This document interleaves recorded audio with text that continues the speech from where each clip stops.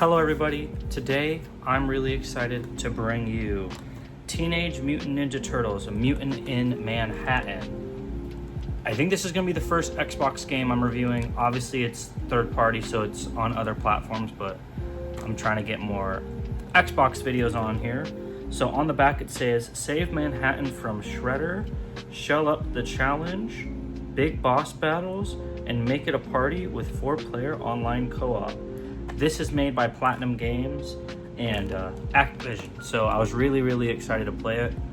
I'm gonna start out with the pros, and then I'm gonna go ahead and lead into the cons about this game that I do have. So to start out, I did watch a lot of Ninja Turtles when I was a kid, had a lot of fun doing that, but it's been a really long time since I've watched anything Ninja Turtle related.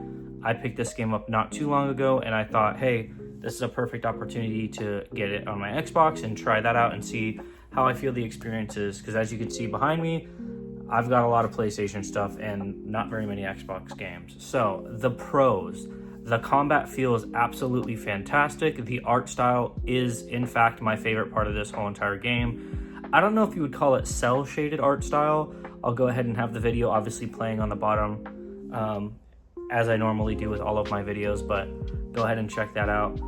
I love the art style so much. It has so much character. The atmosphere it brings because of the art style that it chooses to use is absolutely fantastic.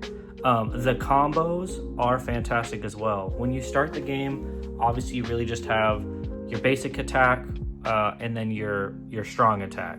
I'm not saying which button is which because I'm not an expert when it comes to playing those games. So X, I had to look at a 360 controller. X is your basic attack. Y is your strong attack.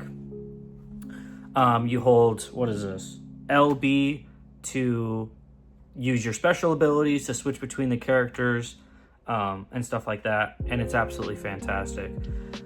As you progress through the game, you level up each one of your characters. And because you can switch them on the fly, as you're playing them, you can level them up and get more points.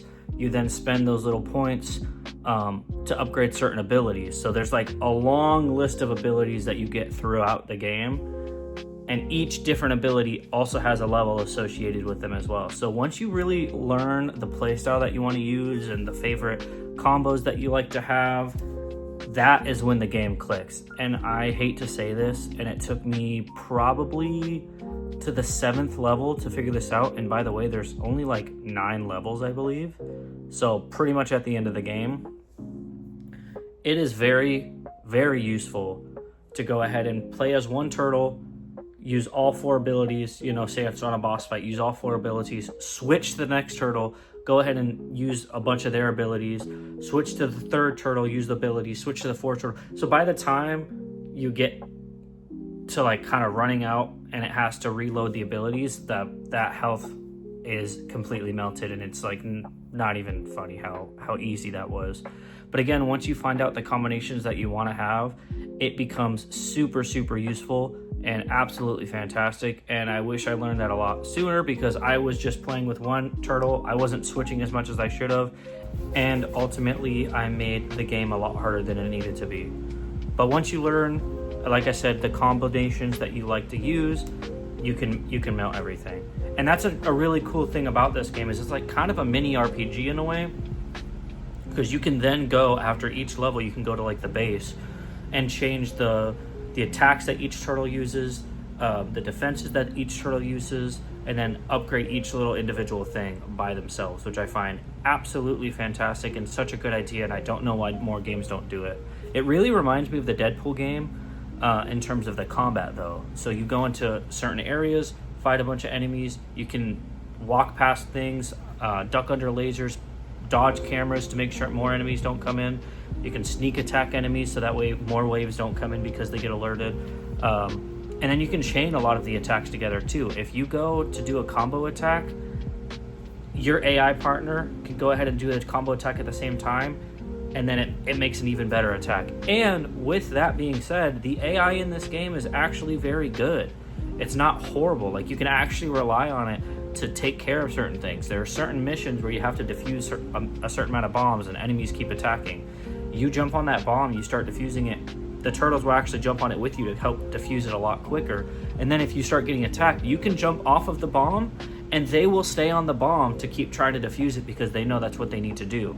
Same thing with the combat. If you are attacking somebody, they're not just going to stand there and look stupid. They actually attack. They actually use their abilities, and it just makes the game a lot easier. Not only that, you can set how aggressive you want the AI to be. If you want them just to follow you and protect you, set it to do that. If you want them to go all out and say, hey, go ahead and use all your power-ups as much as you want, you can go ahead and do that as well, which is fantastic.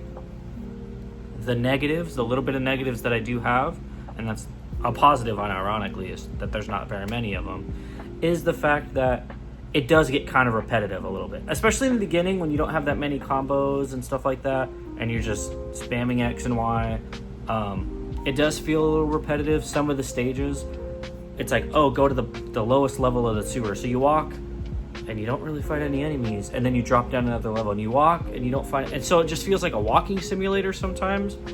But really, that's the only negatives I found that I've had with this game, and it's really shocking, because I'm not saying that I thought it was going to be worse, but it's like, I love this game so much more than I thought, and I picked it up on a whim. I saw it, I think it was like $20, and I was like, oh, yeah, sure, why not? I mean, it's only $20, and I started playing it, and then before you knew it, it was over. I guess that's another negative. There's only 9 stages, probably only about 7 to 8 hours long.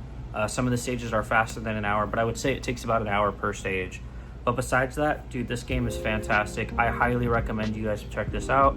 Like I said, I'm going to have a video playing, and you guys can go ahead and check that out and see if you like it or not. But without further ado, let me know what games you guys are currently playing, what games you guys are excited about. I'd love to hear from you guys. And with that being said, peace out.